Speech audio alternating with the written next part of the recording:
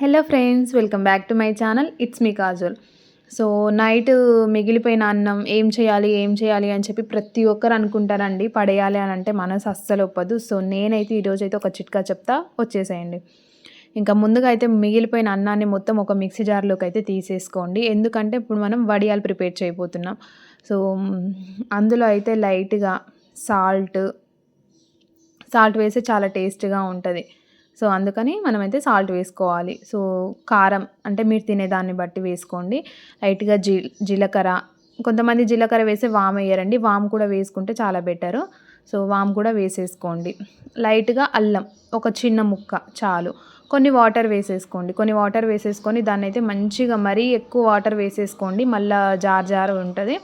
So గట్టిగా పట్టేసుకోండి. ఇంకా మరీ ఎక్కువ గట్టి కాకుండా నార్మల్‌గా మనకు మంచిగా రావాలి అనేసనంటే గట్టిగా పట్టుకోవాలి.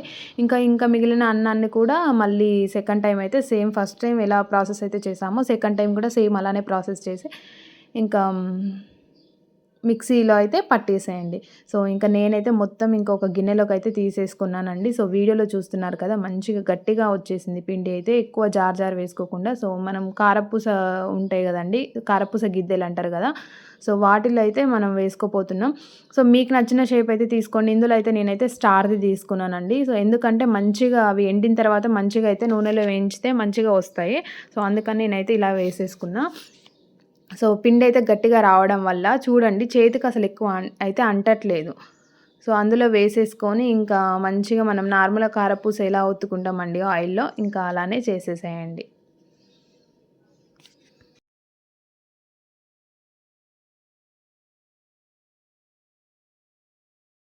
సో నేనైతే స్టార్ తీసుకున్నా కాబట్టి ఇలా వచ్చేసాయండి. మీరు వేరే షేప్స్ తీసుకుంటే మేబీ వేరేలాగా వస్తది. నేనైతే ఎప్పుడు ట్రై చేయండి. ఒకవేళ మీరు ట్రై చేస్తే ట్రై చేసేయండి. మంచి క్లాత్ అయితే తీసుకొని ఎండలో మంచిగా గంట ఎండ కొడితే ఇవైతే ఎండిపోతాయండి.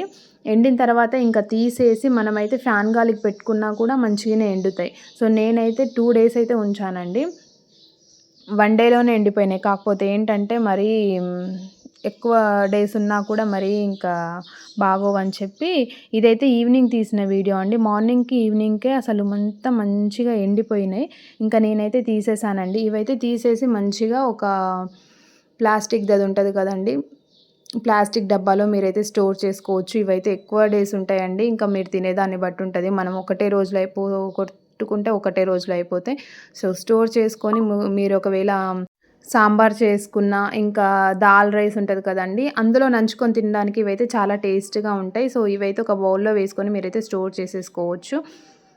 ఆయిల్‌లో వేసుకుంటే ఇవైతే చాలా బాగా పొంగుతాయండి. టేస్ట్ కూడా చాలా బావుంటది. సో మీకు ఇంకా మరిన్ని వీడియోస్‌తో మీ ముందుకైతే వస్తానండి. ఇంకేమన్నా కావాలా వంటలనేది మీరైతే కామెంట్ సెక్షన్‌లో నాకైతే కామెంట్ అయితే చేయండి. నేనైతే రిప్లై ఇస్తాను. Please do like, share, subscribe to my channel. It's me Kajol. Thank you so much.